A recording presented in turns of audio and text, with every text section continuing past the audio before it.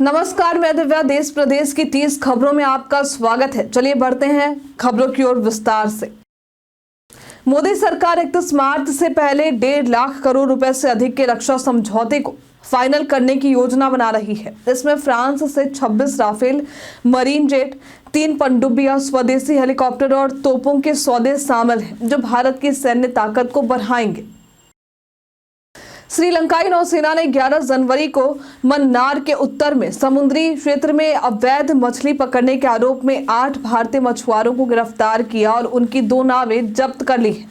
ये घटना भारत श्रीलंका के बीच मछली पकड़ने को लेकर चल रहे लंबे विवाद का हिस्सा है। सुप्रीम कोर्ट के फैसले के बाद भारतीय रेलवे ने यात्रियों से अपील की है कि वे किसी भी टिकट गड़बड़ी की जानकारी दें। आरपीएफ ने कहा है कि टिकटों की कालाबाजारी अब सामाजिक अपराध मानी जाएगी और इसके खिलाफ सख्त कार्रवाई की जाएगी। हेल्पलाइन 139 और रेल मदद पोर्टल के माध्यम से शिकायत की जा सकती है। आधार कार्ड में फोटो अपडेट करने के लिए यूआईडीआई ने सलाह दी है कि 10 साल में एक बार इसे अपडेट करवाना चाहिए। बच्चों के लिए 15 साल के बाद बायोमेट्रिक अपडेट और फोटो बदलाव जरूरी होता है। अपडेट करने के लिए 100 रुपए की फीस लगती है। सऊदी अरब ने विदेशी कामगारों के लिए वीजा नियम सख्त कर दिए, जिनमें भारतीयों के लिए शैक्षणिक और पेशेवर योग्यताओं का सत्यापन अनिवार्य होगा। इस कदम से भारतीय कामगारों की संख्या में कमी हो सकती है, क्योंकि सत्यापन केंद्र सीमित है। अडानी विल्मर के शेयर में हाल ही में 15% से अधिक की गिरावट आई है, जिससे इसका मार्केट कैप 35,540 करोड़ रुपए तक गिर चुका है। गिरावट का मुख्य कारण अडानी ग्रुप का कंपनी में अपनी हिस्सेदारी बेचने का निर्णय है, जिसका ऑफर फॉर सेल यानी ओएफएस 11 जनवरी से शुरू हुआ। जियो ने 749 रुपए और 229 रुपए के प्लान्स पेश किए हैं, जिनमें 72 और 84 दिन की वैलिडिटी मिलती है। इस प्लान्स में अनलिमिटेड डेटा, वॉइस कॉलिंग, जियो सिनेमा और अमेजॉन प्राइम सब्सक्रिप्शन जैसी सुविधाएं शामिल हैं। भारत के कई राज्यों में 14 जनवरी से मौसम में बदलाव की संभावना है। पश्चिमी विक्षोभ के कारण से प्रभाव से बारिश, बर्फबारी और कोहरे का अलर्ट जारी किया गया है। पंजाब, दिल्ली, उत्तर प्रदेश, हिमाचल प्रदेश, बिहार, ओडिशा में शीतलहर और कोहरा हो सकता है। भारत और बांग्लादेश के बीच सीमा पर तनाव बढ़ गया है। बांग्लादेश ने भारतीय सीमा सुरक्षा बल यानी बीएसएफ पर तस्करों के खिलाफ कार्रवाई करते हुए गोली चलाने का आरोप लगाया है। भारत ने बांग्लादेश से सीमा पर अपराधों को रोकने के लिए सहयोग रुख अपनाने की अपील की है। चैंपियंस ट्रॉफी के लिए भारतीय टीम का ऐलान रोका गया है। फिटनेस मुद्दों के कारण बुमराह और कुलदीप यादव की स्थिति स्पष्ट नहीं हो पाई है, जिनसे टीम की घोषणा में देरी हो रही है। बैकअप गेंदबाजों के चयन पर भी असमंजस बना हुआ है। मकर संक्रांति के बाद गहनों की मांग बढ़ने से सोने की कीमतों में 850 रुपए प्रति 10 ग्राम और चांदी के दाम में 1300 रुपए प्रति किलोग्राम का इजाफा हुआ है। एक्सपर्ट्स का कहना है कि आने वाले समय में सोने चांदी के दाम और बढ़ सकते हैं। सनी देओल की फिल्म बाप का काम पूरा हो चुका है और ये 2025 में रिलीज होने वाली है। फिल्म में सनी देओल, जैकी श्रॉफ, संजय दत्त और मिथुन चक्रवर्ती जैसे सितारे, जबकि कबीर दुहान सिंह विलन के रूप में डेब्यू करेंगे। कोलकाता, बेंगलोर और पुणे ने वैश्विक स्तर पर धीमी रफ्तार वाले ट्रैफिक वाले शीर्ष 4 शहरों में जगह बनाई है। भारत में ट्रैफिक की समस्या से निपटने के लिए सार्वजनिक परिवहन, स्मार्ट ट्रैफिक प्रबंधन और सस्टेनेबल प्रैक्टिसेस को बढ़ावा देने की जरूरत है।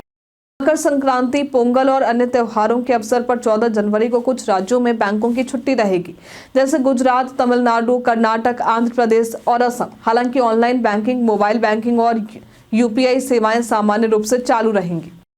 एलएनटी के चेयरमैन एमएन सुब्रमण्यम के सप्ताह में 90 घंटे काम करने के बयान ने देश में बहस शुरू कर दी। इतिहास में काम के घंटे बढ़ने से उत्पादकता घटने का रुझान रहा है और आज कई देशों में 4 दिन काम करने का चलन बढ़ रहा है। सेना प्रमुख की सुरक्षा रणनीति।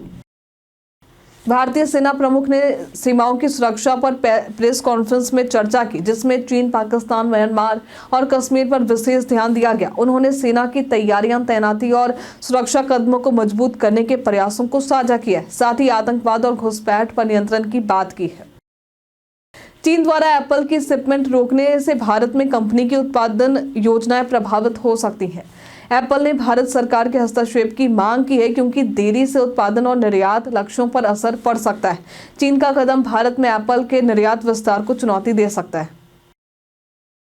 केंद्रीय बजट 2015 1 फरवरी को पेश होगा, जिसमें मिडिल क्लास के लिए इनकम टैक्सेस में राहत की उम्मीदें जताई जा रही हैं। किसानों के लिए भी घोषणाएं संभव है और बजट का लाइव टेलीकास्ट दूरदर्शन और संसद टीवी पर किया जाएगा। कटरा में मां वैष्णो देवी के दर्शन के लिए पहुंचे श्रद्धालु भारतीय रेलवे की ट्रेनें रद्द होने के कारण फंसे हुए हैं। होटल कम ट्रैवलर्स की कीमतें बढ़ गई हैं और मोबाइल नेटवर्क की समस्या ने मुसीबत को और बढ़ा दिया है। कई ऐसे करियर विकल्प हैं जिनमें बिना नामी संस्थान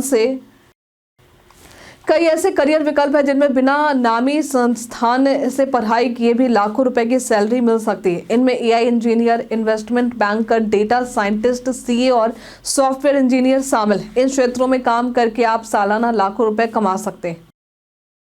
शंकर और रामचरण की फिल्म गेम चेंजर ने पहले दिन 51 करोड़ की कमाई की, लेकिन दूसरे और तीसरे दिन कलेक्शन में गिरावट आई। फिल्म को लेकर नेगेटिव प्रतिक्रिया और हिंदी मार्केट में कमजोर प्रदर्शन के कारण बॉक्स ऑफिस पर सफलता की उम्मीद कम हो रही है। प्रधानमंत्री मोदी ने जम्मू कश्मीर के गांदरबल जिले में सोनमार्ग की जेड मोड़ टनल का उद्घाटन किया है, जो श्रीनगर लेह हाईवे को बर्फबारी से प्रभावित समय में ऑल वेदर कनेक्टिविटी प्रदान करेगी। जम्मू कश्मीर के मुख्यमंत्री उमर अब्दुल्ला ने मोदी का आभार व्यक्त किया और राज्य के विकास को लेकर उम्मीद जताई।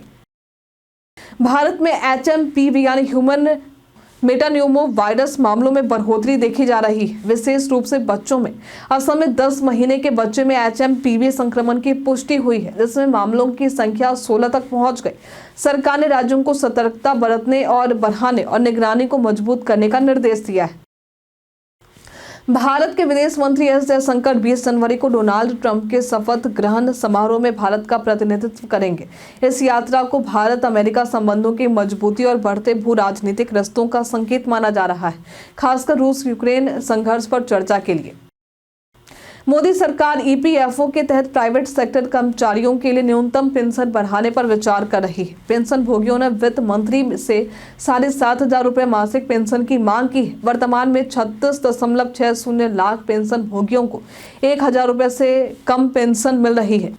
UPI से credit card payment. UPI apps के जरिए अब क्रेडिट कार्ड से पेमेंट करना आसान हो गया है। इसे लिंक करने के लिए कार्ड की जानकारी और OTP की आवश्यकता होती है। वर्तमान में सिर्फ रुपए क्रेडिट कार्ड्स और UPI से जोड़ा जा सकता है, जिसमें पेमेंट तेज और सुरक्षित होते हैं। विकिपीडिया 15 जनवरी 2026 को अपने 25 साल पूरे करेगा। जिमी वेल्स और लैरी सॉन्गर द्वारा 2001 में लॉन्च किया गया विकिपीडिया अब 300 से ज़्यादा भाषाओं में उपलब्ध है। ये प्लेटफॉर्म हर महीने 2 अरब से ज़्यादा यूजर्स को जानकारी प्रदान करता है और अब 5.5 करोड़ से ज़्यादा आर्टिकल्स हैं। लोहड़ी के मौके पर जियो, एयरटेल और BSNL के 90 दिनों की वैलिडिटी वाले प्लान्स के बारे में जानकारी दी गई है। जियो का 899 रुपये, एयरटेल का 929 रुपये और BSNL का 439 रुपये वाला प्लान डेटा, कॉलिंग और SMS के साथ अतिरिक्त बेनिफिट भी प्रदान करता है। प्रधानमंत्री मोदी के मेक इन इंडिया अभियान को बढ़ावा देने के बावजूद सरकारी आंकड़ों के अनुसार 40% टेंडर मेक इन इंडिया के नियमों का पालन नहीं कर पा रहे हैं। कई विभाग विदेशी ब्रांडों को प्राथमिकता दे रहे हैं, जबकि उनकी मैन्युफैक्चरिंग भारत में होती है।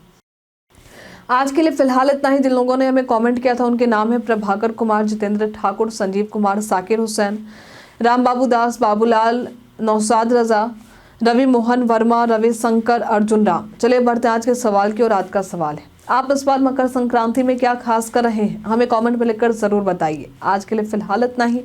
हमारे साथ बने रहने के लिए आपका धन्यवाद।